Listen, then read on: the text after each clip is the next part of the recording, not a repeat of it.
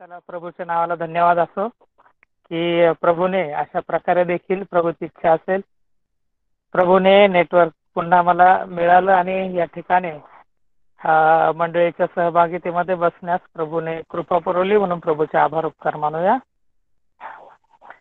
आज आपण आठवड्याच्या वाटचालीसाठी देवाच्या वचनातून काही गोष्टी आपण बघणार आहोत. आज जो विषय आपण बघणार आहोत विषय खूप मोठा आहे, परंतु आपण त्यातील काही गोष्टी, ठराविक गोष्टी आपण बघणार आहोत. आज आपला जो विषय आहे तो विषय आहे प्रभू येशू ख्रिस्ताच्या जीवनातील परीक्षा आणि त्यामधून आपण काय बोध घ्यायचा, तो विषय आज मी आपल्या समोर ठेवू इच्छित आहे. प्रभू येशू ख्रिस्ताच्या जीवनामध्ये आपण पाहतो अनेक प्रकारे परीक्षा आलेल्या आहेत आणि त्या प्रत्येक परीक्षा त्या प्रभू येशू ख्रिस्ताचं जीवन पारखण्यासाठी तो कसा निर्दोष आणि निष्कलंक आहे त्या दाखविण्यासाठीच होत्या. खरोखर त्या परीक्षेमधून आपणास नेहमी बोध मिळतो, आपणा सर्वांस उत्तेजन मिळतं, त्याहून अधिक त्या थोर देवाचं आपल्याला मार्गदर्शन मिळतं. आणि आपण ज्या परीक्षेमधून जातो त्या परीक्षेमधून जात असताना आपल्याला त्या थोर देवाकडून सहाय्य मिळतं, अशासाठी की देवाचा पुत्र प्रभू येशू ख्रिस्त हा स्वतः त्या परीक्षेतून गेलेला आहे. आणि म्हणून त्या परीक्षेमधील समस्या, अडचणी, अडखळणे या ज्या गोष्टी आहे त्या गोष्टी आपल्याला अधिक चांगल्या प्रकारे देव त्याच्या वचनातून दाखवत आहे आणि म्हणून आपण त्याच्या नावाला धन्यवाद देऊया. आज आपण मत्तय कृत शुभवर्तमान याचा 4था अध्याय आणि त्यातील 1 वचनापासून ते 11 वचनापर्यंत आज आपण बघणार आहोत. मत्तय कृत शुभवर्तमान याचा 4था अध्याय 1 वचनापासून तर 11 वचनापर्यंत आपण वाचूया. मधोमध जर आवाज कट होत असेल, ऐकू येत नसेल स्पष्ट, तर मला जर तसं सांगितलं तर बरं होईल, जेणेकरून मला म्हणजे नेटवर्क आणि ऐकणाऱ्यास व्यवस्थित ऐकू येईल. मत्तय याचा 4था अध्याय 1 वचनापासून आपण वाचू. तेव्हा सैतानाकडून येशूची परीक्षा व्हावी म्हणून आत्म्याने त्याला अरण्यात नेले. मग त्याने 40 दिवस व 40 रात्री उपवास केला. त्यानंतर त्याला भूक लागली. तेव्हा परीक्षक त्याच्याजवळ येऊन म्हणाला, तू देवाचा पुत्र आहेस तर ह्या धोंड्याच्या भाकरी व्हाव्या अशी आज्ञा कर.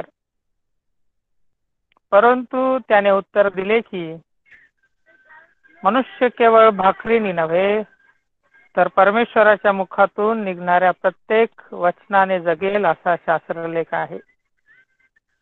मग सैतानाने त्याला पवित्र नगरीत नेऊन मंदिराच्या शिरोभागी उभा केले आणि म्हटले, तू देवाचा पुत्र आहेस तर खाली उडी टाक, कारण असा शास्त्रलेख आहे की तो आपल्या दूतांना तुझ्याविषयी आज्ञा करेल आणि तुझा पाय धोंडावर आपटू नये म्हणून ते तुला हातावर झेलून धरतील.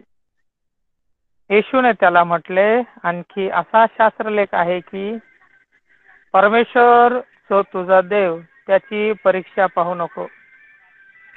मग सैतानाने त्याला एका अतिशय उंच डोंगरावर नेऊन त्याला जगातील सर्व राज्ये व त्यांचे वैभव दाखविले आणि त्याला म्हटले, तू पाया पडून मला नमन करशील तर मी हे सगळे काही तुला देईन.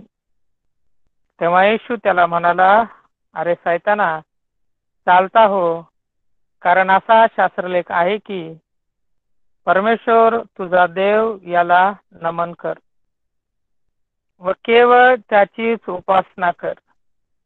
मग सैतान त्याला सोडून गेला आणि पहा, देवदूत येऊन त्याची सेवा करू लागले. देव या वाचलेल्या वचनावर आशीर्वाद पाठवो आणि तुम्हाला आणि मला हे समजण्यामध्ये तो अधिक आपले प्रत्येकाचं सहाय्य करो. निलेश ब्रदर, ऐकायला येत आहे ना व्यवस्थित? हो ब्रदर, येत आहे. आवाज येतो ना माझा? हा, आवाज हो येतो. हो. तरी हो हो, काही व्यत्यय आला तर मला सांगा. मत या पुस्तकामध्ये आपण पाहतो, आपला जो आजचा विषय आहे तो आहे प्रभू येशू ख्रिस्ताच्या जीवनातील परीक्षा व बोध. प्रभू येशू ख्रिस्ताच्या जीवनामधील अनेक परीक्षा येऊन गेलेल्या आपण पाहतो. अनेक प्रकारे त्या परीक्षेमधून त्याला पारखण्यात आलं. आपण अरण्यामधील परीक्षा पाहतो. दैनंदिन जीवनामधील शास्त्री आणि यहुदी यांनी वेळोवेळी त्याची परीक्षा पाहिलेली आहे. मग शब्दात दिवशी रोग बरे करणं असो किंवा एखाद्या शब्दात दिवशी अनेक चांगलं कृत्य करणं असो, आंधळे बरे करणे असो, रोग्यांना बरं आरोग्य देणं असो, किंवा कैसरच आपण पाहतो कर देण्याविषयीच्या गोष्टी असू द्या. आणि ह्या ना त्या प्रकारे आपण पाहतो त्यांनी प्रभू येशू ख्रिस्ताची परीक्षा पाहिलेल्या आपण संपूर्ण शुभवर्तमानामध्ये मत्तय, मार्क, लूक आणि योहान मध्ये त्या गोष्टी आपल्याला दिसतात की प्रभू येशू ख्रिस्ताची परीक्षा पाहिलेली आहे, त्याला पारखण्यात आलेलं आहे. आणि आपण पाहतो तर पारखल्यानंतर पेत्राच्या पत्रामध्ये असं म्हटलं जातं की त्याच्या मुखामध्ये कपट आढळलं नाही, तो निर्दोष निष्कलंक असा होता. खरोखर त्या परीक्षेमधून प्रभू येशू ख्रिस्ताच्या जीवनातील आपणाला काही बोध असा आहे, काही गोष्टी आहेत त्या आज आपण बघूया. सर्वप्रथम आपण या ठिकाणी जर पहिल्या वचनामध्ये असं म्हटलंय की सैतानाकडून जो परीक्षक कोण आहे, तर परीक्षक हा सैतान असा आहे. आणि हा सैतान परीक्षा घेत असतो विश्वासणाऱ्यांची. देवाची जी निवडलेले लोक आहे त्यांची परीक्षा तो नेहमी घेत असतो. या ना त्या प्रकारे आपण पाहतो योबाच्या पुस्तकामध्ये त्याची परीक्षा घेण्यात आलेली आहे. आणि तसंच आपण या ठिकाणी, परंतु या ठिकाणी असं म्हटलं म्हणून आत्म्याने त्याला अरण्यात नेले. देवाच्या आत्म्याने प्रभू येशू ख्रिस्ताला अरण्यात नेलेले आहे. सैताना किंवा परीक्षक जो आहे त्याने त्याला अरण्यात नेलेले नाही, तर देव स्वतः आत्म्याच्या प्रेरणेने त्या अरण्यात गेलेला आपण पाहतो. आणि दुसऱ्या वचनामध्ये आपण वाचतो त्या ठिकाणी असं म्हटलंय, मग त्याने 40 दिवस व 40 रात्री उपवास केला. आणि एक महत्वाची गोष्ट आपण पाहतो की त्या अरण्यामध्ये गेल्यानंतर त्याने 40 दिवस व 40 रात्र उपवास केलेला आहे. आणि खरोखर जर आपण बघितलं तर 40 दिवस आणि 40 रात्र उपवास करणं म्हणजे खूप अशक्य अशी गोष्ट आहे. कारण असं म्हटलंय त्यानंतर त्याला भूक लागली. आणि आपण बघू की 40 दिवस व 40 रात्र उपवास केल्यानंतर त्याला भूक लागलेली आहे. आपण जर आजकालचे अनेक लोक उपवास करतात आणि ते उपवास कसे असतात आपणा सर्वांना ठाऊक आहे की सकाळी ते उपवास धरतात, दुपारी आणि संध्याकाळी त्या उपवासामध्ये काही लोक पाणी पितात, काही लोक असे उपवासासाठी फळ खातात, काही लोक उपवासासाठी अनेक इतर गोष्टी उपवासाचे पदार्थ म्हणून खातात. आणि उपवास खऱ्या अर्थाने इतर दिवसापेक्षा कधी कधी ते जास्तही खातात आणि उपवास दाखवतात. उपवासामध्ये दुसरी गोष्ट आपण पाहतो की मनुष्य जे उपवास धरतो ते उपवास कसे आहे, तो दिवसभर उपवास करतो आणि सायंकाळी काय करतो, उपवास सोडतो. अनेक लोक 40 दिवसाचे उपवास करतात. ते उपवास दिवसात धरतात आणि रात्री सोडतात आणि सांगतात की आम्ही 40 दिवस उपवास केला. कारण त्यांची भूक त्यांना सहन होत नाही. ते संध्याकाळी त्यांना खूप भूक लागते आणि त्या भूक त्यांना ती सहन होत नाही म्हणून सायंकाळी ते उपवास सोडतात. परंतु आपला प्रभू येशू ख्रिस्ताची आपण वाचतो की त्याने 30 दिवस 24 रात्र देवाच्या वचनामध्ये मुद्दाम या ठिकाणी म्हटलेला आहे की 40 दिवस तर आहेत, 40 रात्री देखील म्हटलेला आहे. आणि त्याने 40 दिवस व 40 रात्री उपवास केलेला आहे आणि त्याला भूक लागलेली आहे. त्या ठिकाणी आपण बघतो की या ठिकाणी असे त्याने त्या कालावधीमध्ये तो पाणी पिलेला आहे. उपवासाच्या कालावधीमध्ये असा उल्लेख या ठिकाणी वचनामध्ये आढळत नाही. तर त्याने आपण पाहतो 40 दिवस उपवास केला, 40 रात्री उपवास केला. कदाचित त्याने पाण्याचा थेंबही घेतलेला नसेल आणि एवढी बिकट परीक्षा त्याच्या जीवनामध्ये आलेली आपण पाहतो. आणि मग त्या 40 दिवस आणि 40 रात्र हा कालावधी संपल्यानंतर असं म्हटलंय त्यानंतर त्याला भूक लागली. आणि स्वाभाविक जो मनुष्य कोणी देहामध्ये असणारा कोणताही मनुष्य भूक लागणं हा एक स्वाभाविक गुणधर्म आहे आणि म्हणून आपण पाहतो त्याला भूक लागली. वचन 3 मध्ये आपण वाचतो की तेव्हा परीक्षक त्याच्या जवळ येऊन म्हणाला.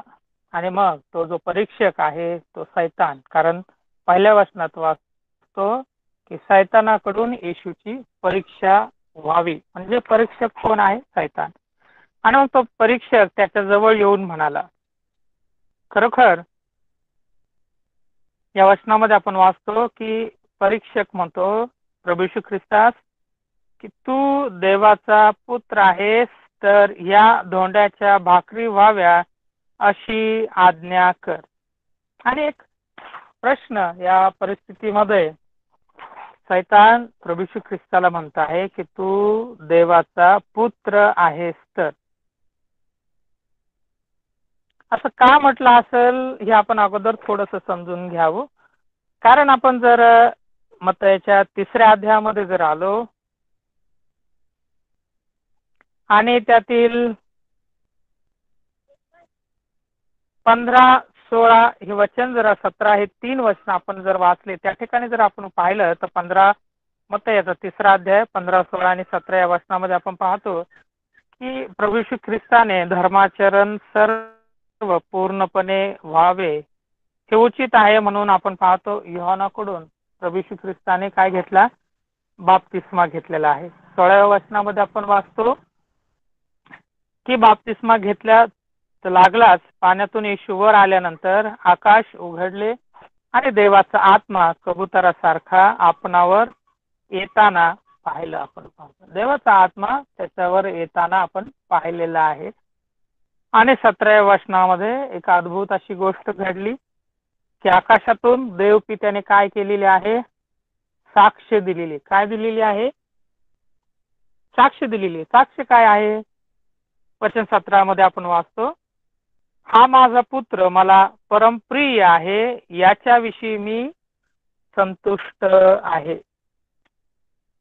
साक्ष अशी आहे की या ठिकाणी देवपिता म्हणताय की हा माझा पुत्र मला कसा आहे? परमप्रिय आहे याच्याविषयी मी संतुष्ट आहे, समाधानी आहे. ही साक्ष दिल्यानंतर जो पहिला प्रश्न सैतानाने त्याला केला तू देवाचा पुत्र आहेस तर. तो जर देवाचा पुत्र आहेस ना तू देवाचा पुत्र. मग परीक्षक त्याला म्हणतो. बंधूंनो एक गोष्ट मला निश्चितार्थाने सांगू द्या की अशी की ही जी परिस्थिती जर आपण बघितली तर आता नुकतंच प्रभू येशू ख्रिस्ताने बाप्तिस्मा घेतलेला आहे. बाप्तिस्मा घेतल्यानंतर देवपित्याने साक्ष दिलेली आहे आणि मग सैतानाकडून त्याची परीक्षा होण्यासाठी त्याला अरण्यात घेऊन गेलेला आहे. तुमचं जर आपण बघितलं आपल्या जीवनाविषयी काही गोष्टी जर बघितल्या तर आपण ज्यावेळेस आपलं तारण होतं त्यावेळेस साक्ष कोण देतं? देवाचा पुत्र. कोण साक्ष देतं आपल्याविषयी? देवाचा पुत्र पुत्र काय साक्ष देतो? कलसे 1:14 मध्ये जर आपण वाचलं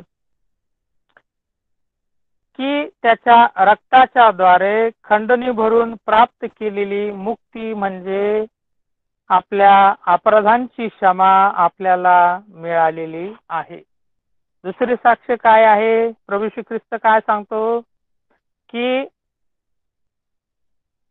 याला मी माझ्या रक्ताने खंडून विकत घेतलेला आहे, याच्यासाठी मी मुक्तीचं मोल म्हणून त्या वधस्तंभावर घेतलेला आहे, अशी साक्ष देवाचा पुत्र आपल्याविषयी देतो. आणि म्हणून कित्येक वेळेस तारण या ठिकाणी आपण पाहतो की देवानी पित्याने साक्ष दिल्याच काही वेळानंतर त्याची परीक्षा झाली. त्यावेळेस आपण नवीन तारण पावलेले ख्रिस्ती बंधू आणि बहिणी असतो, देवाचे मूल असतं, त्यावेळेस जर आपण सुरुवातीचं जीवन जर बघितलं तर आपण आवेशी असतो, देवाच्या वचनात मंडळीच्या सहभागितेमध्ये वाढत असतो. परंतु अचानक मग काही दिवसामध्ये आपल्यावर संकट परिस्थितीमध्ये संकट येतात, परीक्षेचा कालावधी येतो आणि काही गोष्टीमध्ये जर आपण पाहिलं तर अनेक बंधुजन काय होतात, त्या परीक्षेच्या कालावधीमध्ये प्रभूपासून दूर जातात, कारण परीक्षेमध्ये ते टिकत नाही. अशी खेदाची गोष्ट. आणि म्हणून या 3ऱ्या वचनामध्ये आपण वाचतो तर परीक्षक त्याला म्हणतो, तू देवाचा पुत्र आहेस तर या धोंड्याच्या भाकरी व्हाव्या म्हणून अशी आज्ञा कर.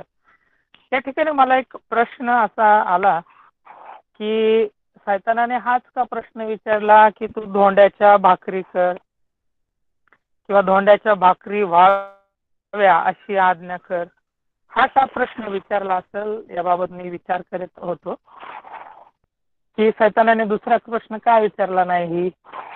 तर याविषयी आपण जर बघूया वचनातून सविस्तर, तर त्याचा सगळ्यात पहिली गोष्ट आपण पाहिलं तर 2ऱ्या वचनातील शेवटच्या भागामध्ये त्याला भूक लागली, ही पहिली गोष्ट. कारण त्याने 40 दिवस व 40 रात्री उपवास केल्यानंतर त्याला भूक लागली. त्या ठिकाणी भूक लागली असं म्हटलंय, पण मी आपल्या स्वतःच्या स्वभावावरून सांगतो की 40 दिवस व 40 रात्र जर कोणी उपवास केला तर त्याला किती भूक लागेल, त्याची तीव्रता खूप भयानक तीव्रता असेल, खूप भूक लागलेली असेल असं म्हणतो. आणि म्हणून परीक्षक त्याला म्हणतो या धोंड्याच्या भाकरी व्हाव्या अशी आज्ञा कर. का बरं भाकरी विषयी त्याने या ठिकाणी म्हटलं असेल, तर या धोंड्याच्याच भाकरी करायचं का सांगितलं असेल, इतर गोष्टीचं का म्हटलं नसेल की तू आपल्या सामर्थ्याने भाकरी स्वतःसाठी प्रगट कर. कारण आपण सर्वांना ठाऊक आहे, उत्पत्तीमध्ये आपण वाचतो की देवाच्या जो पुत्र आहे प्रभू येशू ख्रिस्त त्याने आपल्या सामर्थ्याने या विश्वाची रचना केली आणि या विश्वामध्ये काही होतं त्यापासून त्याने बनवलं का? नाही. तो शब्द बोलला आणि ते सर्व काही काय झालं, निर्माण झालेलं आपण पाहतो. सर्व आकाश, पृथ्वी, सूर्य, नक्षत्रगण, वेगवेगळे तारे, पशु पक्षी, वृक्ष, हे सर्व देवाने शब्द बोलला आणि निर्माण झालं. आणि मग या धोंड्यापासूनच भाकरी का करायच्या असेल, त्या धोंड्याविषयी आपण बघूया. धोंड्याविषयी आपण पाहत असताना मग त्याचा 3रा अध्याय आणि 9व्या वचनामध्ये आपण ते गोष्टी आपल्याला त्या धोंड्याचा उल्लेख आपल्याला दिसतो. मग ते 3रा अध्याय 9 वचनामध्ये त्यामध्ये असं म्हटलेलं आहे, अगोदरची पार्श्वभूमी अशी आहे की बाप्तिस्मा करणारा योहान हा प्रगट झालेला आहे किंवा आलेला आहे आणि तो संबंध इस्रायलामध्ये यहुदियामध्ये काय करीत आहे, देवाच्या वचनाची घोषणा करीत आहे की देवाचं राज्य म्हणजे स्वर्गीय राज्य जवळ आलेलं आहे. तुम्ही पश्चाताप करा व आपापली पापे काय करा, पदरी घ्या. आणि म्हणून 9व्या वचनामध्ये आपण पाहतो काही यहुदी आणि परुषी त्याला कदाचित असे म्हटले असतील की आम्ही अब्राहमाची मुले आहोत. आम्ही कोण आहोत? आम्ही अब्राहमाची मुले आहोत. आणि आम्ही कधी दास्यात किंवा पारतंत्र्यात नव्हतो. आणि म्हणून कदाचित त्यांना असं वाटत असेल की आम्ही काय अपराध करणार आहोत का नाही. आम्हाला तर देवाने नियमशास्त्र दिलेलं आहे. त्या नियमशास्त्राप्रमाणे आम्ही देवाचं निवडलेले राष्ट्र, त्याची पवित्र प्रजा आहोत. आम्हाला पश्चातापाची काय गरज, असंही असू शकेल कदाचित. म्हणून योहान 3ऱ्या अध्यायामध्ये 9व्या वचनामध्ये 8वं वचन अगोदर वाचूया. त्या वचनामध्ये असं म्हटलंय, योहान संदेष्टा म्हणतो, ह्यास तो पश्चातापास योग्य असे फळ द्या. 9वें वचन वाचू आपण. आणि अब्राहम आमचा बाप आहे अशी म्हणण्याची कल्पना आपल्या मनात आणू नका.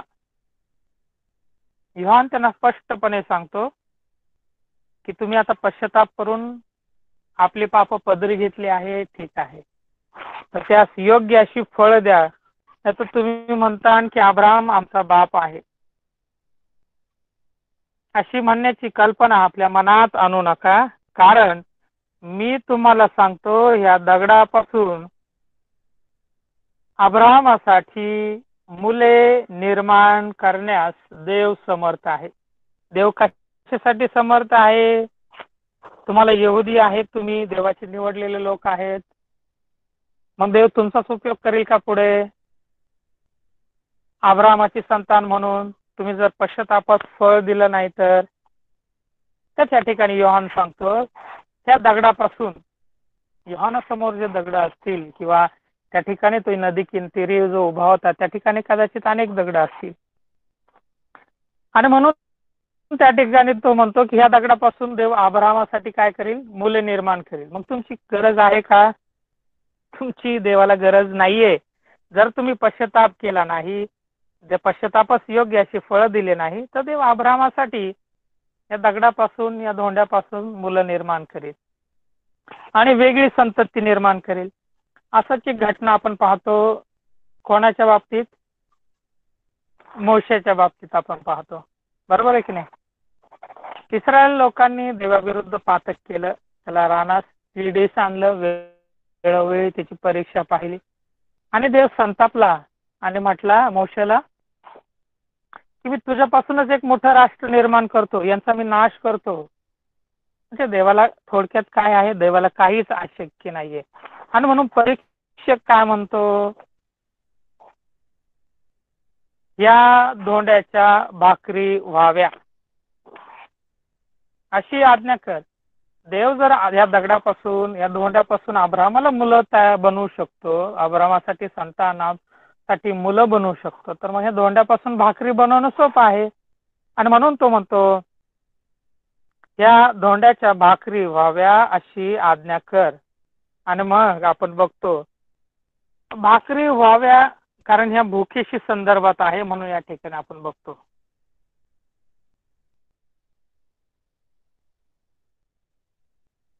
कारण आपण इब्री 11:3 मध्ये, स्तोत्र 33:6 मध्ये वाचतो की देवाला काहीच अशक्य असं नाही. आपण स्तोत्र संहितेचं पुस्तक याचा 33वा अध्याय आणि 6वं वचन आपण वाचूया.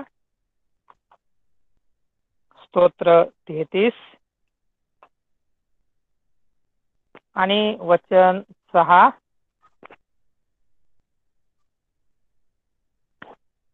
त्या वचनात असं म्हटलंय, परमेश्वराच्या शब्दाने आकाश निर्माण झाले, त्याच्या मुख श्वासाने आकाशातील सर्व सैन्य निर्माण झाले. परमेश्वराच्या शब्दाने, शब्द कोण आहे? प्रभू येशू ख्रिस्त. आणि त्या थोर देवाने आपल्या सामर्थ्याने काय निर्माण केलं? आकाश निर्माण केलं. स्वर्गातील सर्व सैन्य त्याने निर्माण केलेलं आपण पाहतो. इब्री 11:3 हे एक वचन आपण वाचूया की देवाला काहीच अशक्य नाहीये.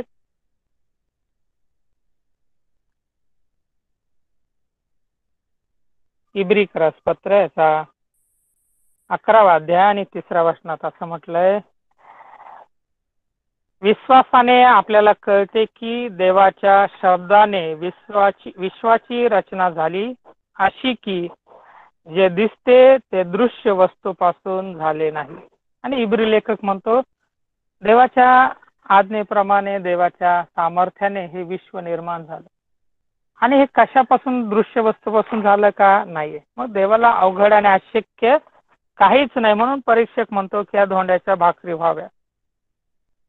परंतु प्रभू येशू ख्रिस्त असं म्हटलंय 4थ्या वचनामध्ये, परंतु त्याने उत्तर दिले की मनुष्य केवळ भाकरीने नव्हे तर परमेश्वराच्या मुखातून निघणाऱ्या प्रत्येक वचनाने जगेल, असा शास्त्रलेख आहे. मनुष्य केवळ भाकरीने जगेल असं नाहीये, तर देवाच्या मुखातून निघणाऱ्या प्रत्येक वचनाने जगेल, या ठिकाणी प्रभू येशू ख्रिस्ताने उत्तर दिलेले आहे. आणि या भुकेशी संदर्भात देवाच्या या वचनामध्ये एक व्यक्ती आपण बघणार आहोत. त्या व्यक्तीला देखील खूप भूक लागलेली होती आणि तो खूप थकून गेलेला होता, खूप गळून गेलेला होता. आणि थकून गेल्यानंतर तो मरणोन्मुख झाला होता. त्याला भूक फक्त एका दिवसाचीच लागलेली होती, म्हणजे सकाळपासून तो कामाला गेला होता एका काम करण्यासाठी. दिवसभर त्याने काम केलं, परंतु ते काम झालं नाही. सायंकाळी त्याला खूप भूक लागलेली आहे. आपण ते पाहूया. तो व्यक्ती म्हणजे कोण? एसाव. कोण आहे तो व्यक्ती? एसाव. आपण उत्पत्तीचा 25वा अध्याय काढूया. उत्पत्ती याचा 25वा अध्याय आणि 29 आणि 3 ही दोनच वचने आपण वाचूया.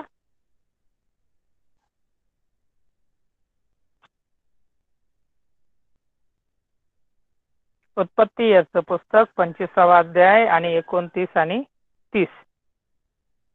29 ह्या वचनामध्ये आपण वाचतो, एकदा याकोब वरण शिजवीत असता एसाव रानातून थकून भागून आला. तेव्हा तो याकोबास म्हणाला, ते तांबडे दिसते ना, त्यातले काही एक मला चटकन खाऊ घाल, मी अगदी गळून गेलो आहे. ही गोष्ट आपल्या सर्वांना जवळपास ठाऊक आहे की एसाव हा कोण होता? रानात फिरणारा हुशार पारधी होता. 27 वचनामध्ये आपण वाचतो, उत्पत्ती 25:27 मध्ये. आणि तो हरणाची शिकार करायचा आणि हरणाचं जे मांस आहे तो एसावाला खाण्यासाठी, आपला जो पिता आहे इसाक याला खाण्यासाठी ते शिकार करून आणतात. म्हणून हा जो एसाव आहे तो आपल्या इसाक याचा काय होता? लाडका होता. आणि परंतु आपण पाहतो की हा एसाव आता रानातून रिकामाच आलेला आहे.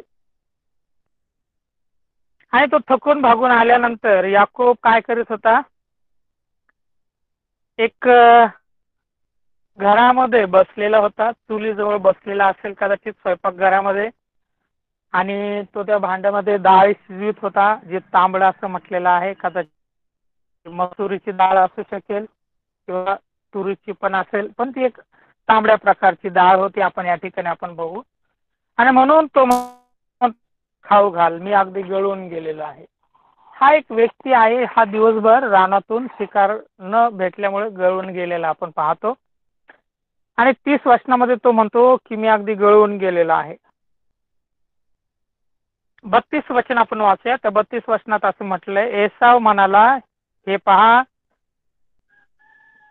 मी मरणोन्मुख झालो आहे, मला आपल्या ज्येष्ठत्वाच्या हक्काचा काय उपयोग. या ठिकाणी तो एक शब्द आपण वापरतो, तो म्हणतो मी मरणोन्मुख झालेला आहे.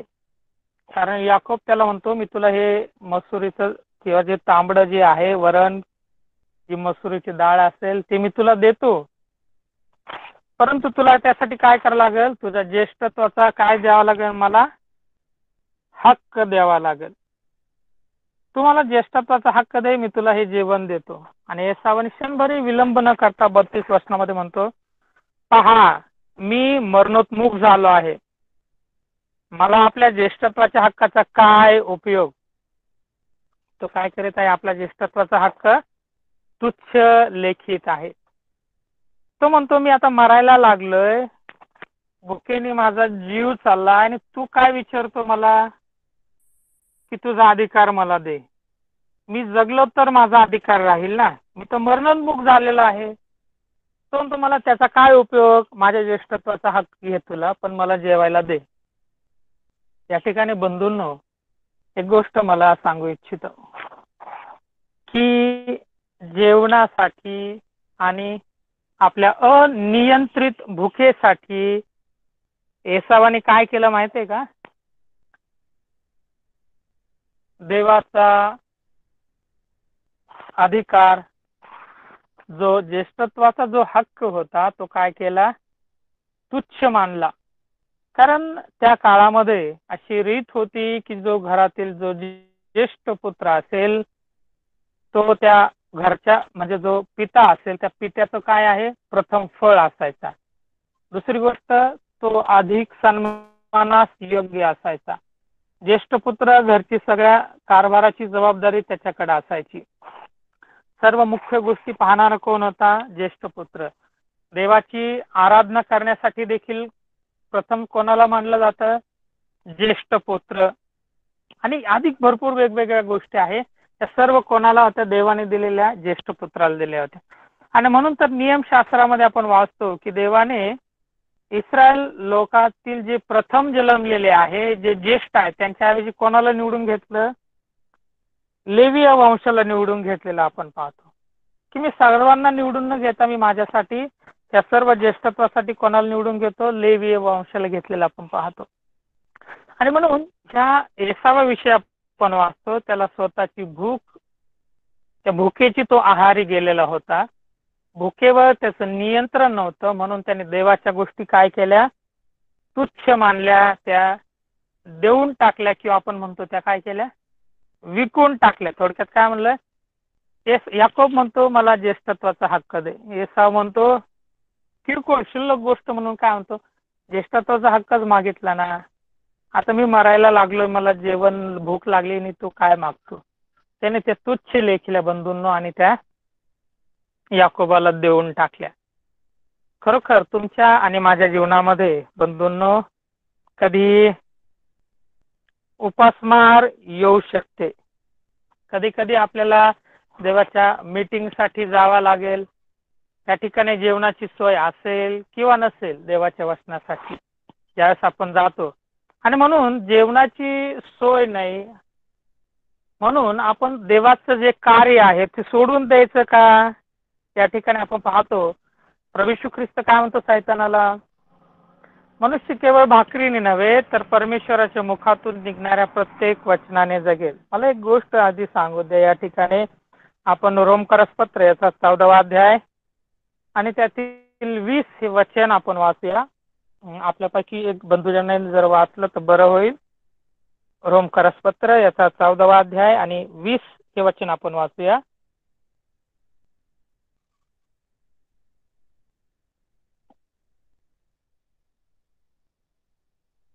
रोम 14:20.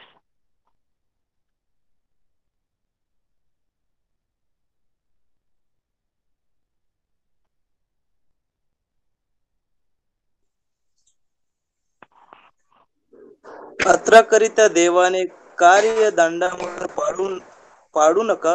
सर्व पदार्थाने शुद्ध आहेत, परंतु जो मनुष्य अडखडत होईल असा रीतीने खातो त्याला ते वाईट आहे. ते या वचनामध्ये 19 वचनामध्ये असं म्हटलंय. 14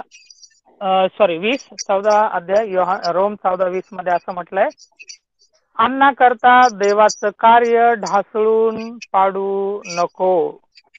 आपण पहिल्या भागाविषयी वाचणार आहोत की त्या ठिकाणी असं म्हटलंय, अन्नासाठी म्हणजे जेवणासाठी,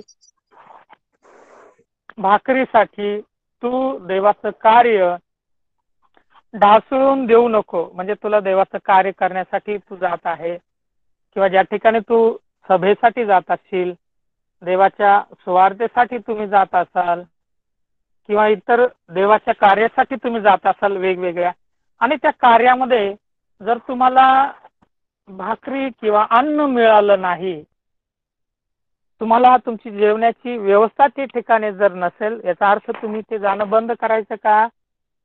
नाही. देवाने जे कार्य दिलं आहे ते तुम्ही ढासळून पाडू नका असं म्हटलंय. अन्नासाठी देवाचं कार्य ढासळून पाडू नये, देवाचं कार्य बंद करायचं नाहीये.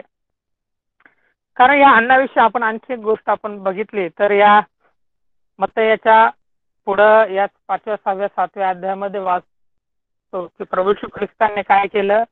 डोंगरावर प्रवचन देत असताना आपण पाहतो लोकांची थवेचे थवे हजारो लोक जणांचा लोकसमुदाय आणि मग ते 5,000 लोक समुदाय आपण पाहतो त्या डोंगरावर प्रभू येशू ख्रिस्ताचं वचन ऐकत होता. आणि वचन संपल्यानंतर प्रभू येशू ख्रिस्त शिष्यांना काय म्हणतो, कित्येक दिवस झाले हे माझ्यास काय आहे सोबत आहे आणि हे भुकेने व्याकुळ झालेलं आहे. त्या सर्वांना आपण अन्न दिलं पाहिजे, यांना आपण उपाशी पाठवलं नाही पाहिजे. त्या ठिकाणी एक गोष्ट मला एक सांगायची इतर सर्व गोष्टीपेक्षा की त्या ठिकाणी एक आंद्रियाने एक मुलगा सापडलेला पाहतो. तो मुलगा काय, त्या मुलाचं नाव नाही दिलेलं, पण त्या मुलाकडे काय होतं, त्यांनी 2 भाकरी आणि 5 मासळी त्याच्याकडे होत्या. मला त्या मुलाची जे आई वडील असेल त्यांची या ठिकाणी आठवण येते, कारण त्यांनी देवाचं वचन ऐकण्यासाठी त्याला पाठवलं, पण पाठवताना काय केलेले आहे, ते स्वतःचं जीवन बरोबर घेऊन आलेलं आहे. अशासाठी की मला ते ऐकण्यास अडखळण होऊ नये, देवाचं कार्य पूर्ण करण्यास मला काय होऊ नये, अडखळण होऊ नये असं पाहिलेला तो मुलगा आपण पाहतो. खरोखर म्हणून सैतान प्रभू येशू ख्रिस्ताला प्रश्न विचारला. प्रभू म्हणतो की मनुष्य केवळ भाकरीने नव्हे तर परमेश्वराच्या मुखातून निघणाऱ्या प्रत्येक वचनाने जगेल असा शास्त्रलेख आहे. आपल्याला सर्वांना ठाऊक आहे की या ठिकाणी प्रभू येशू ख्रिस्त आत्मिकरित्या सांगत आहे. सैतान नेहमी परीक्षा घेत असताना कशी परीक्षा घेतो, दैहिक परीक्षा घेत असतो. कारण देवाचं वचन आपल्याला ठाऊक आहे की ते काय आहे, आपलं आत्मिक अन्न असं आहे. आणि म्हणून 5व्या वचनामध्ये आपण पुढे जाऊया. 5व्या वचनात असं म्हटलंय, मग सैतानाने त्याला पवित्र नगरीत नेऊन मंदिराच्या शिरोभागी उभे केले. खरोखर आणि त्या मंदिराच्या शिरोभागी नेल्यानंतर 6व्या वचनामध्ये आपण पाहतो, तू देवाचा पुत्र आहेस तर खाली उडी टाक, कारण असा शास्त्रलेख आहे की तो आपल्या दूतांना तुझ्याविषयी आज्ञा करील आणि तुझे पाय धोंड्यावर आपटू नये म्हणून ते तुला हातावर झेलून धरतील. या ठिकाणी दुसरा प्रश्न आपण पाहत आहे आणि सैतान म्हणतो तू देवाचा पुत्र आहेस ना, कारण मत्ती 3:17 वाचतो की पित्याने साक्ष दिली की हा माझा पुत्र आहे, परमप्रिय पुत्र आहे. सैतान म्हणतो तू देवाचा पुत्र आहेस ना. तुम्हाला वचनातून सांगतो की मनुष्य केवळ भाकरीने नव्हे तर परमेश्वराच्या मुखातून निघणाऱ्या प्रत्येक वचनाने जगेल. मग शास्त्रलेख असा आहे, तो काय म्हणतो, शास्त्रलेख असा आहे की तो आपल्या दूतांना तुझ्याविषयी आज्ञा करील आणि तुझा पाय धोंड्यावर आपटू नये म्हणून ते तुला हातावर झेलून धरतील. बंधूंनो, सैतान हा प्रत्येक मनुष्याविषयी परीक्षक जो आहे तो परीक्षा घेताना वेगवेगळ्या परिस्थिती मधून तो आपली परीक्षा घेत असतो. अगोदर आपण पाहतो त्यांनी प्रभू येशू ख्रिस्ताच्या भुकेचा आधार घेतलेला आहे. एसाव आपण पाहतो त्या भुकेमुळे त्याने देवाला तुच्छ लेखलं, परंतु देवाचा पुत्र प्रभू येशू ख्रिस्त याने देवाचं कार्य किंवा देवाला तुच्छ लेखलेला पाहतो का आपण? नाही, तर त्याचा अधिक सन्मान केलेला आपण पाहतो. आणि त्यामध्ये आपण पाहतो की त्याने हे दाखवून दिलं की मनुष्य भाकरीने जगू शकतो का? नाही, तर देव गरजा पूर्ण करण्यास समर्थ आहे. आणि म्हणून त्या वचनामधून देवाने उत्तर दिलं प्रभू येशू ख्रिस्ताने. म्हणून सैतान म्हणतो आता तू या मंदिराच्या शिरोभागी मी तुला आणलेला आहे आणि या मंदिराच्या शिरोभागून यरुशलेमचं जे मंदिर होतं ते डोंगरावर होतं, आपण माहित आहे.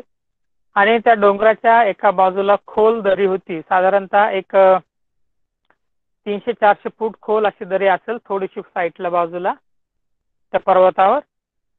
कदाचित कमी खोल पण असू शकते, पण त्या ठिकाणी दरी होती. म्हणून त्या शिरोभागी नेल्यानंतर सैतान परीक्षक त्याला म्हणतो की तू खाली उडी टाक.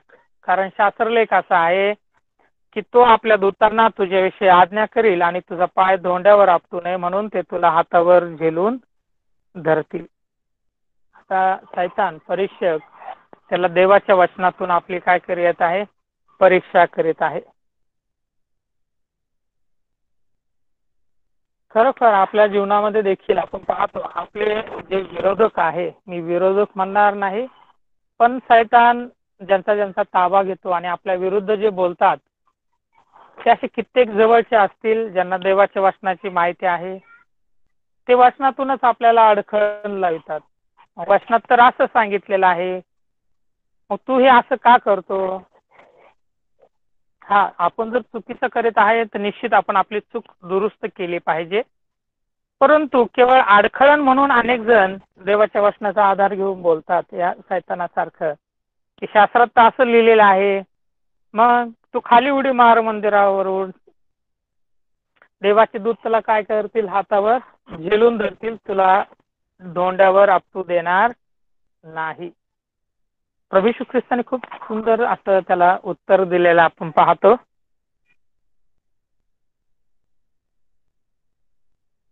सातव्या वचनामध्ये येशूने त्याला म्हटले, आणखी असा शास्त्रलेख आहे की परमेश्वर जो तुझा देव त्याची परीक्षा पाहू नको.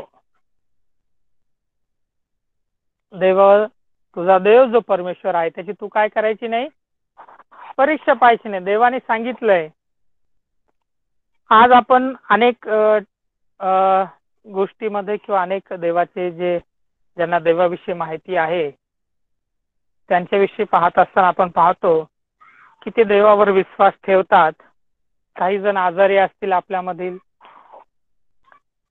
काही लोक असे आहेत की ते आजारी आहेत आणि आपण पाहतो की ते दवाखान्यात जात नाही. कधी कधी काही लागलं त्यांना समजा तर त्यांनी दवाखान्यात जायला पाहिजे. ते कधी कधी काय म्हणतात, काय गरज नाही मला दवाखान्यामध्ये जाण्याची, देव मला बरं करेल, मला काही एक होणार नाही.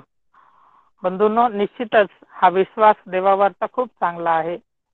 परंतु जर तुम्ही आजारी असाल, तुम्हाला दवाखान्यात जाणं गरजेचं आहे, तुम्ही जखमी झालेला असाल किंवा तुमचं काही दुखत असेल तर तुम्ही दवाखान्यात गेलं पाहिजे.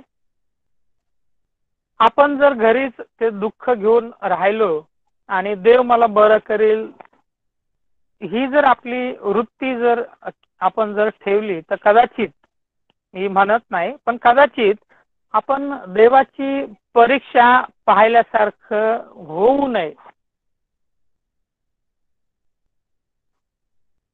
ह्या गोष्ट मला या ठिकाणी सांगायची आहे. अनेक जण आपण पाहतो काही जोखमीचे म्हणजे धोक्यातील काही कामं करतात, त्यामध्ये कुठली स्वतःची सुरक्षिततेची काळजी ते घेत नाही. कोणतंही काम करत असताना कधी कधी ते काय करतात, सुरक्षिततेची काळजी घेत नाही. साधंच उदाहरण मी सांगतो या ठिकाणी. समजा आपण बाईक चालवित आहोत, टू व्हीलर बाईक चालवत असताना आपण तसं जर बघितलं तर आपण हेल्मेट घालून व्यवस्थित प्रकारेच गाडी चालवली पाहिजे. असं काय आहे, आपण पाहतो ज्या ठिकाणी आपण राहतो त्या राज्याचा नियम आहे वाहतुकीचा. आणि मग आपण जर म्हटलो की मला हेल्मेटची काय गरज नाही आणि आपण खूप वेगाने, जो मर्यादेपेक्षा जो जास्त वेग आहे ते वेगाने जर आपण गाडी चालवत असेल तर मग आपण काय आहे, आपण जोखीम स्वीकारतो, आपण धोका पत्करतो. आणि मग आपण जर म्हटलं मला काय होणार नाही कारण मी देवाचं निवडलेलं लेकरू आहे, देव माझ्या बरोबर आहे, आणि म्हणून कोणताही धोका पत्करायचा का नाही. तर अगोदर आपण त्या वचनातून त्या गोष्टी बघितल्या पाहिजे. कारण जर असं आपण जर गोष्टी कदाचित स्वीकारल्या तर ती देवाची परीक्षा पाहिल्यासारखं होईल. आणि म्हणून या वचनामध्ये आपण पाहत असताना प्रभू येशू ख्रिस्त त्या शैतानाला, त्या परीक्षकाला काय उत्तर देत आहे की तुझा देव परमेश्वर त्याची परीक्षा पाहू नको. देवावर विसंबून राहणं निश्चितच चांगलं आहे, त्याविषयी मी या ठिकाणी सांगत नाहीये. तर आपण निश्चित देवावर विसंबून राहिलं पाहिजे, परंतु आपल्याकडून देवाची परीक्षा पाहिली जात नाही ना, या गोष्टी देखील आपण यामध्ये पाहिल्या पाहिजे. आपण एक उदाहरण आपण बघूया. दानिएलाचं पुस्तक, त्याचा 3रा अध्याय 16 आणि 17 ही 2 वचने आपण वाचूया. दानिएलाचं पुस्तक, त्या वचनाची पार्श्वभूमी अशी आहे की नबुकदनेस्सर राजाच्या कार्यकाळामध्ये तेथील जे अधिकारी होते त्यांनी काय केलं, एक मोठी सोन्याची उंच मूर्ती तयार केली आणि सर्व राज्यामध्ये असा हुकूम पाठवला, असं आदेश काढला की जो कोणी या मूर्तीला नमन करणार नाही त्याला त्या अग्नीच्या भट्टीमध्ये काय करण्यात येईल, टाकण्यात येईल. आणि आपण पाहतो यहूदामधून जे बंदिवान करून आणलेले यहुदी होते त्यातील शद्रक, मेशक आणि अबेदनगो हे 3 होते. आणि ज्यावेळेस आपण पाहतो शिंग वाजली, बासरी, सतार, सारंगी वाजल्यानंतर जो कोणी त्या मूर्तीला दंडवत घालणार नाही त्याला अग्नीच्या भट्टीत टाकण्यात येईल. 16-17 वचन आपण वाचूया. शद्रक, मेशक व अबेदनगो यांनी राजास उत्तर दिले की महाराज, या बाबतीत आपणाला उत्तर देण्यास आम्हास प्रयोजन दिसत नाही.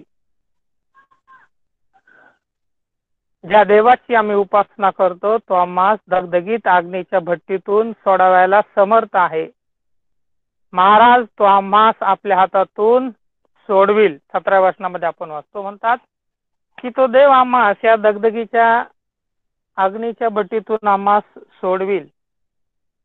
परंतु हे राजा, तू लक्षात ठेव की आम्ही तुझ्या मूर्तीला नमन करणार नाही.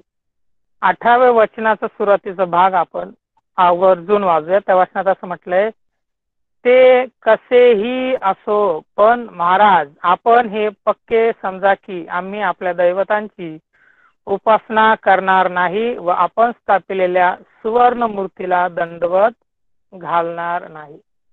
आणि त्या राजास ते स्पष्ट सांगतात. असं म्हटलंय, ते कसेही असो. कसेही असो या शब्द आपल्या सर्वांना ठाऊक आहे. याचा अर्थ असा आहे की देव आम्हाला त्या भट्टीतून वाचवू. 17व्या वचनात असं म्हटलंय की आम्हाला तो सोडविल, आपल्या हातातून सोडविल. परंतु 18व्या वचनामध्ये म्हणतात ते कसेही असो, तो देव आम्हाला त्या भट्टीतून सोडवू अथवा आम्ही त्या भट्टीमध्ये मरून जाऊ किंवा देव आम्हाला न सोडू, पण आम्ही या मूर्तीला दंडवत घालणार नाही. एक गोष्ट, एक प्रसंग आपण पाहतो जुन्या करारामध्ये, दानिएलाच्या या पुस्तकामध्ये अनेक अद्भुत अशी गोष्ट आपण पाहतो. ते म्हणतात 18व्या वचनामध्ये, ते कसेही असो महाराज, आम्ही जगू नाही तर मरू, पण आपण हे पक्के लक्षात ठेवा की आम्ही दंडवत घालणार नाही. आणि मग त्याला काय करण्यात येतं, त्या तपतप्त्या भट्टीमध्ये टाकण्यात येतं. भट्टी अधिक पहिल्यापेक्षा जास्त तापवली जाते आणि तापवल्यानंतर आपण पाहतो जे सैनिक शद्रक, मेशक आणि अबेदनगो यांना टाकण्यासाठी गेले ते भाजून मेलेले आपण पाहतो.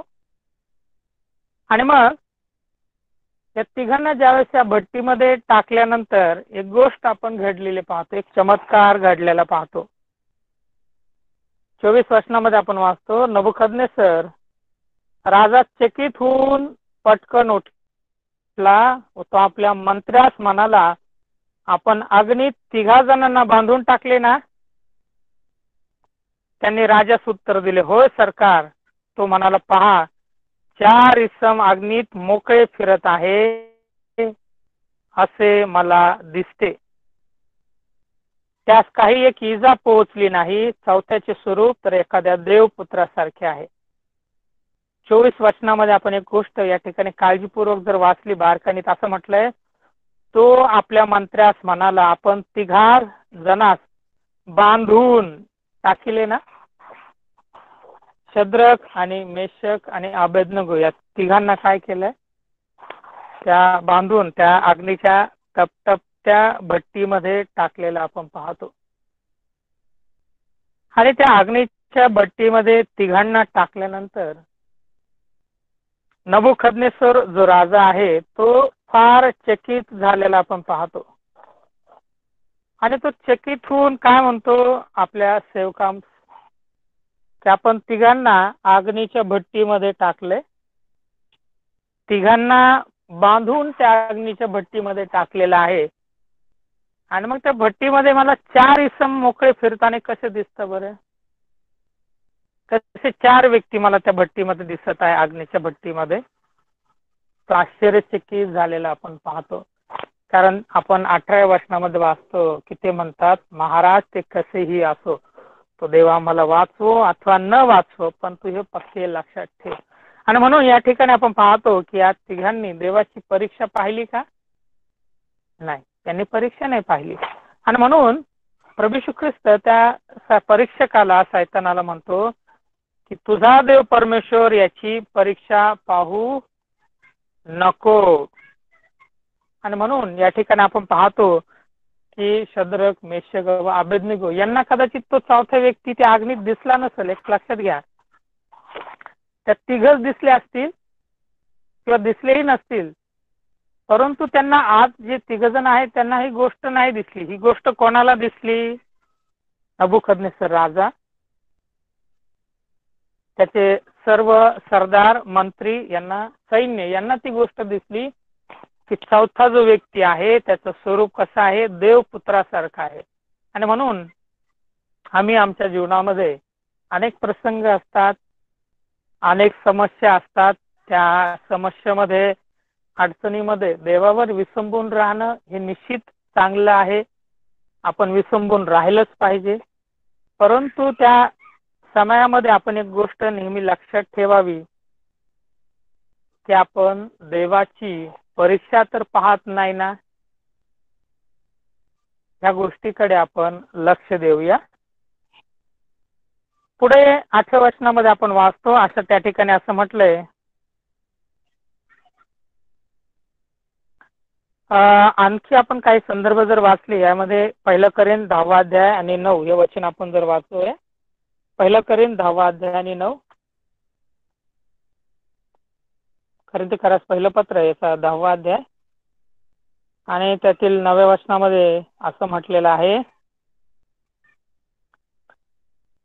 त्यांच्यापैकी कित्येकांनी प्रभूची परीक्षा पाहिली आणि ते सापाच्या योगे नाश पावले, तेव्हा आपण प्रभूची परीक्षा पाहू नये. इफिस पहिला अध्याय आणि 3ऱ्या वचनामध्ये आपण वाचूया. इफिसकरास पत्र त्याचा पहिला अध्याय आणि त्यातील 3ऱ्या वचनामध्ये असं म्हटलंय, आपल्या प्रभू येशू ख्रिस्ताचा देव व पिता धन्यवाद देत असो, त्याने स्वर्गातील सर्व आध्यात्मिक आशीर्वाद देऊन आपल्याला ख्रिस्तामध्ये आशीर्वादित केले आहे. त्या प्रभू येशू ख्रिस्ताने आपल्याला स्वर्गातील सर्व आध्यात्मिक आशीर्वाद देऊन काय केलेलं आहे? आशीर्वादित केलेलं आहे. आणि म्हणून थोर देवाने आपल्याला जर आशीर्वादित केलेला आहे, मग आपण त्याची परीक्षा पाहायची का? या गोष्टीवर आपण मनन करूया. आणि म्हणून 1 करीन 10:9 मध्ये आपण पाहतो की त्या अरण्यामध्ये पुष्कळांनी, त्या इस्रायल लोकांनी देवाची परीक्षा पाहिली. तशी आपण परीक्षा पाहू नये. कारण आपण या ठिकाणी आपण पाहतो की सैतान जो परीक्षक आहे तो देवाच्या वचनातूनच, पण कसं अर्धवट सत्य सांगून तो या ठिकाणी प्रभू येशू ख्रिस्ताची परीक्षा पाहत आहे. अनेक वेळेस आपल्या जीवनात असे प्रसंग येतील, काही लोक अर्धवट वचन सांगतील आणि आपल्याला देवाच्या वचनापासून दूर घेऊन जाण्याचा प्रयत्न करतील. तर या दिवसामध्ये आपण या गोष्टीकडे विशेष लक्ष लावूया. आपण पुढची शेवटची गोष्ट पाहूया. 8व्या वचनामध्ये असं म्हटलंय, पुढे सैतानाने त्याला एका अतिशय उंच डोंगरावर नेऊन त्याला जगातील सर्व राज्य व त्यांचे वैभव दाखविले आणि त्याला म्हटले, तू पाया पडून मला नमन करशील तर मी हे सगळे काही तुला देईन. आणि या 4थ्या अध्यायातील परीक्षकाने विचारलेला हा शेवटचा प्रश्न आहे. प्रश्न विचारण्यापूर्वी काय केलेलं आहे? आता त्याने जगातील सर्व राज्य दाखवली, सर्व अधिपती दाखवले, त्यांचे वैभव देखील, संपत्ती, हे सर्व गोष्टी त्याने दाखवलेल्या आपण पाहतो. आणि तो परीक्षक त्याला म्हणतो, तू पाया पडून मला नमन करशील तर, तू जर मला पाया पडला माझ्या आणि मला जर नमन केलं तर हे सगळं काही मी तुला देईल, या ठिकाणी परीक्षक त्याला म्हणत आहे. आणि खरोखर एक विश्वासणाऱ्याच्या जीवनामध्ये देखील अशा अनेक प्रकारच्या अडचणी येतात. ज्या ठिकाणी आपण एखाद्या मोठ्या ठिकाणी जातो त्या ठिकाणी आपण पाहतो की अनेक अविश्वासणारे लोक पाया पडताना आपल्याला दिसतात. मग ते अनेक ठिकाणी वेगवेगळा प्रसंग वेगवेगळ्या ठिकाण असेल, कदाचित आपले दूरचे नातेवाईकाचा असू शकतात किंवा एखाद्या समाजामध्ये गेल्यानंतर आपण पाहतो त्या ठिकाणी ते पाया पडतात किंवा नमन करताना आपल्याला दिसतात. आता नमन करणं याविषयी जर आपण बघूया तर इस्रायल लोकांमध्ये उपासना करण्याची, देवाची आराधना करण्याची एक पद्धत होती की देवाला काय करायचं, नमन करून काय करायची, देवाची आराधना करायची.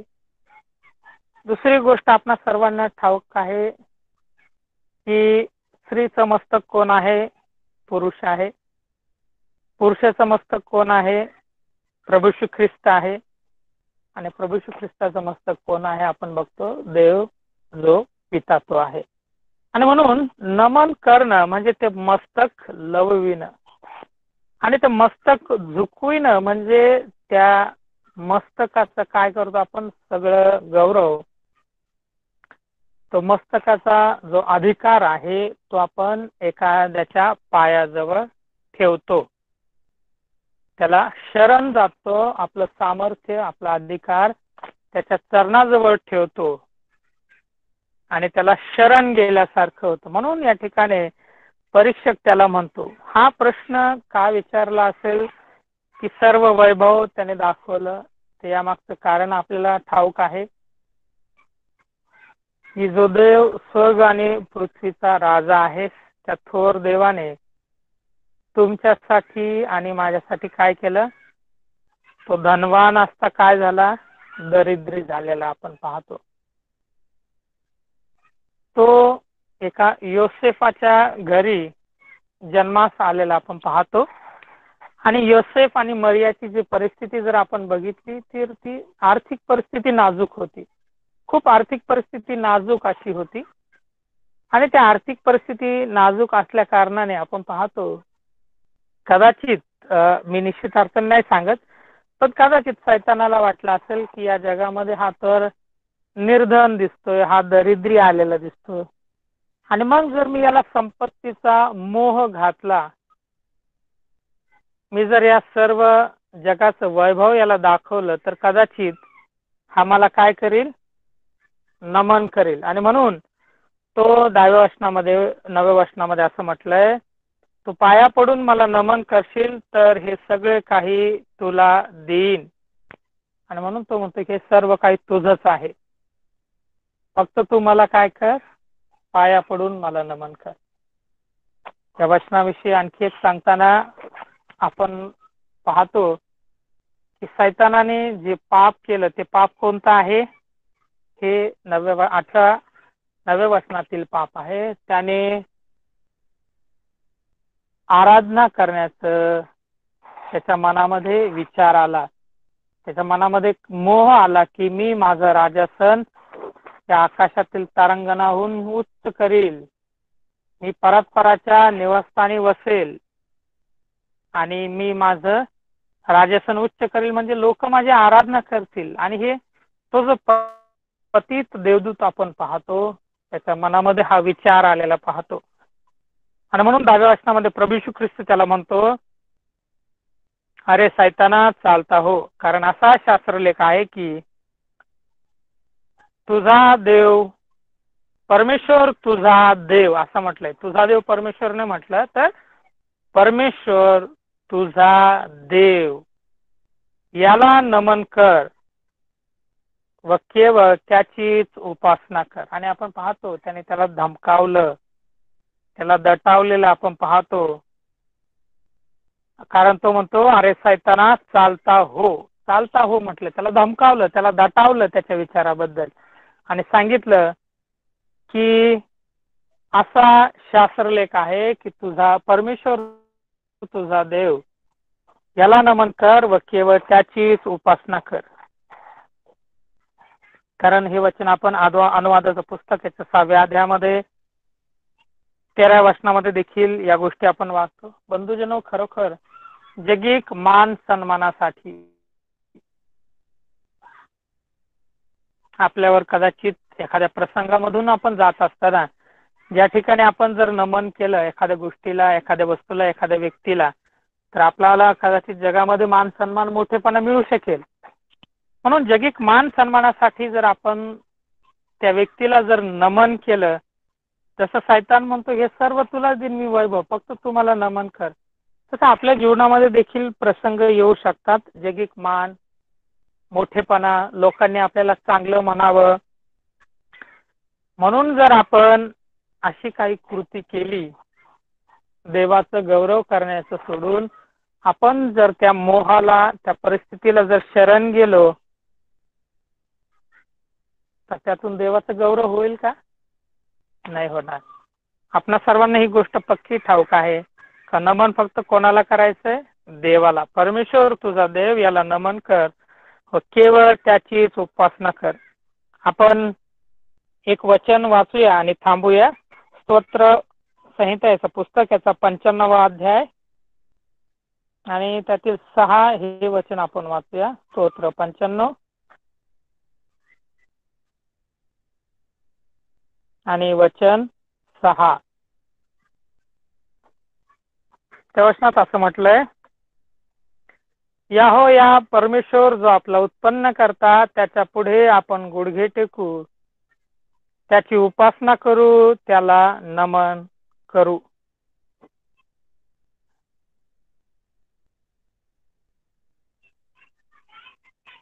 आणि या वचनामध्ये आपण पाहतो की त्या ठिकाणी स्तोत्रकर्ता म्हणतो, या परमेश्वर आपला कोण आहे? उत्पन्न करता देव आहे. मग आपण त्या ठिकाणी तो म्हणतो, त्याच्या पुढे आपण गुडघे टेकू व त्याची उपासना करू, त्याला नमन करू. जो आपला उत्पन्न करता देव आहे, जो आपला सर्व परिस्थितीमध्ये सांभाळणारा देव आहे, तोच केवळ उपासना करण्यासाठी, आराधना करण्यासाठी योग्य आहे. जगातील मूर्ती, निर्जीव मूर्ती, निर्जीव लोक किंवा जिवंत लोक किंवा पशु पक्षी असतील, वृक्ष असतील, झाडं असतील, काही लोक पाणी असेल, नदीचा असेल, धरणाचा असेल किंवा पशु असतील, यांना काय करतात? नमन करतात. परंतु ते कोण आहे? सर्व निर्मिती आहे. निर्माण करता कोण? देव आहे, प्रभू येशू ख्रिस्त आहे. आणि म्हणून याला नमन कोणाला करायचं? देवाला करायचं आणि त्याचीच केवळ काय करायची? उपासना करायची आहे. कारण आपल्याला ठाऊक आहे, कारण आपलं मस्तक कोण आहे? ख्रिस्त आहे. म्हणून आपलं मस्तक कुठंही लववायचं किंवा नमन करायचं नाही. हा जो बोध प्रभूने आपल्याला त्या वचनामधून दिलेला आहे, त्याबद्दल आपण मनापासून त्याचे आभार आणि उपकार मानूया. खरोखर जे दुसरा प्रश्न सैतानाने विचारला परीक्षकाने, त्यातील स्तोत्र 91वा अध्याय जर आपण पूर्ण वाचला, 1 वचनापासून 12 वचनापर्यंत, पुढचे पण वचन आहे, पण 1 वचनापासून 12 वचनापर्यंत जर आपण वाचलं, तर त्या ठिकाणी अनेक गोष्टी ज्या आहे, ज्या गोष्टी कदाचित आपण देवाच्या परीक्षा पाहण्यासाठी न करू. खरोखर आपण प्रभूच्या नावाला धन्यवाद असो. या ठिकाणी आपण थांबू. त्याचे आभार आणि उपकार मानूया अशासाठी की आज सकाळी अगदी पहाटपासूनच नेटवर्क नव्हतं मोबाईलला.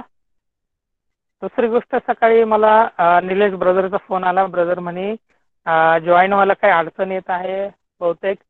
मी म्हटलं हो ब्रदर, पण माझी पण रेंज वीक आहे. त्यानंतर मी अनेक प्रयत्न केला. रेंज वीक असल्या कारणाने मला घरामध्ये नेटवर्क नाही आलं. मी बाहेर वाट्यावर आलो, त्या ठिकाणी सारखं डिस्कनेक्ट होत आहे.